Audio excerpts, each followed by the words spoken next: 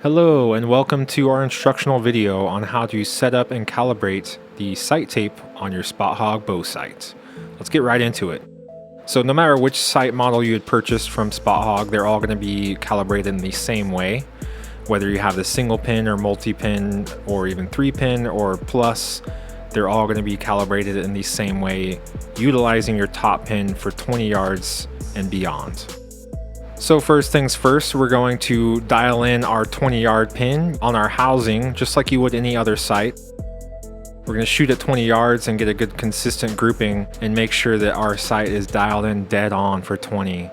So you can see here with our first grouping, it's hitting a little bit low and a little bit to the right. So we're going to need to adjust. And just as a reminder, you're always going to chase your arrows with your bow sight. So if you're hitting a little low and to the right, we need to move our sight down and to the right as well. So we'll loosen up the dial on the sight and drop it down just a little bit. And then we're going to also go ahead and use our micro tune adjustment and bring the housing over to our right a little bit as well. Lock everything back down and let's shoot another grouping at 20 yards to see if that's going to do it.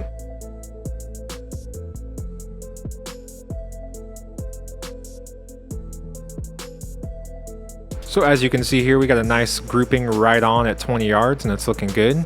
Now before we go ahead and calibrate anything else, Spot Hogg includes a stopper that you're going to want to install on the rail of your dial sight.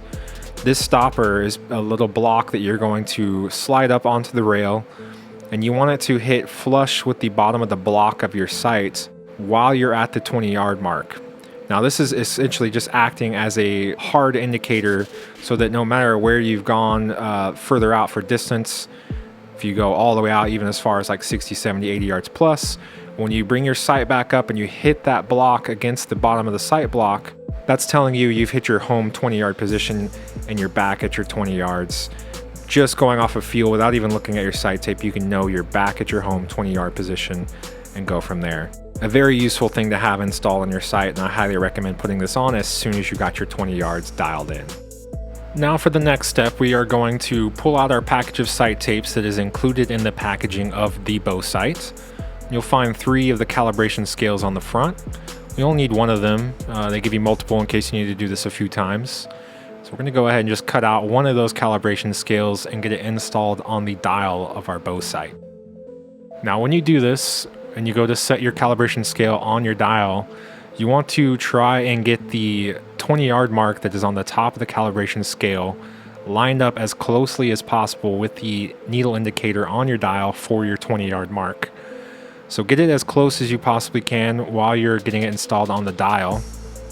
Now, if for some reason you can't get it right on and you got the tape stuck to your dial but the indicator is slightly off, you can always loosen up the screws on your indicator and move it just slightly to make sure that that needle indicator is dead on that 20-yard mark on your calibration scale. And now that we have the calibration tape properly installed, we're going to go ahead and start shooting at 30, at 40, and 50 yards, still utilizing that same top 20-yard pin. We're just going to dial it down a little bit for each one. You don't have to be super dead on accurate at each distance just yet. This is just so we can walk back from 20 yards to get out to 60 yards without missing the target on the way. So for each distance from 20, 30, 40, and 50, you're just going to drop the dial down a little bit each time. Just make sure you're hitting somewhat close to the spot that you're aiming at on your target for 30, 40, and 50, and make your way out to 60 yards. Each time dropping that dial on your sight a little bit more to make sure that you're going to be hitting on at the correct elevation at 60 yards.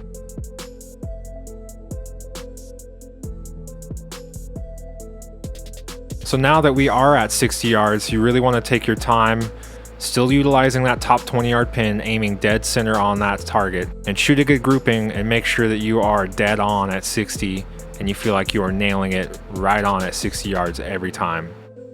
So now that we're at 60 yards, we're going to go ahead and shoot a little bit more.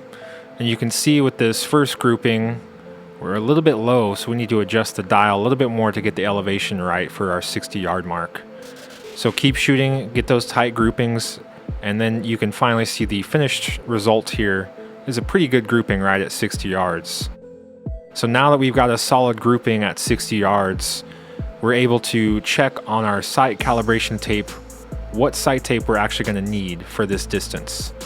So the whole purpose of the calibration scale is to find the distance between 20 and 60 yards so that the scale can figure out the rate of drop for your arrow at that distance.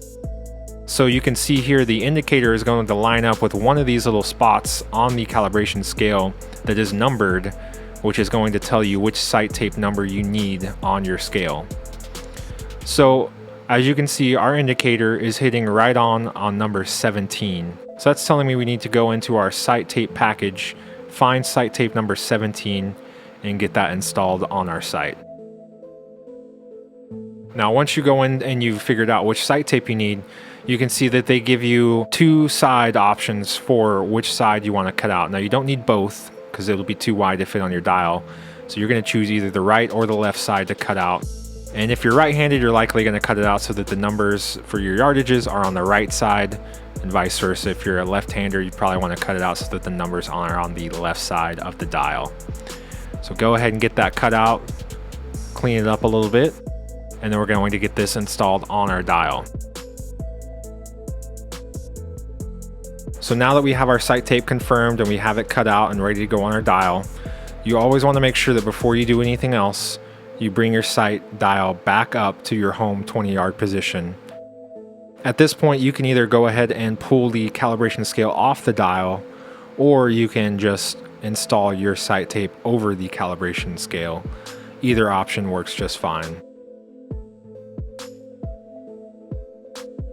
The nice thing about the Boonie is that it allows you to completely remove your dial off of the sight housing. This makes it much easier to adjust anything or remove tapes, add tapes, anything you might need to do. A lot easier to adjust when you can take the dial fully off the sight. And now that we have plenty of room to work with on our dial, with it being removed from the sight, we're going to carefully get the sight tape lined up and installed on the dial where we need it. Now, once we have that sight tape installed and it's looking good, we'll go ahead and put the dial back onto the Spot Hogg Boonie. And at this point, you want to go ahead and set up your indicators as well for 30 and 40 yards. For this particular sight being a 3-pin option. If you don't have multiple pins, then obviously you just have whatever indicators that you need to set up. But for this, we have 3-pin indicators at 20, 30, and 40. So you'll want to move those on your sight tape to line up with 30 and 40 as well. Now at this point, you can go ahead and dial in the pins for your 30 and 40 yards if you haven't done that previously. And then when everything is said and done, you always want to double check and make sure that everything is properly aligned and calibrated. I would recommend shooting at 20, 30, and 40 yards just to make sure that everything is good. And here you can see we're going to go ahead and shoot at 60 yards and just double check and make sure we've got a good solid grouping at 60 yards. And then once you have that done, your Spot Hogg sight is calibrated and you are good to go. Thanks for watching.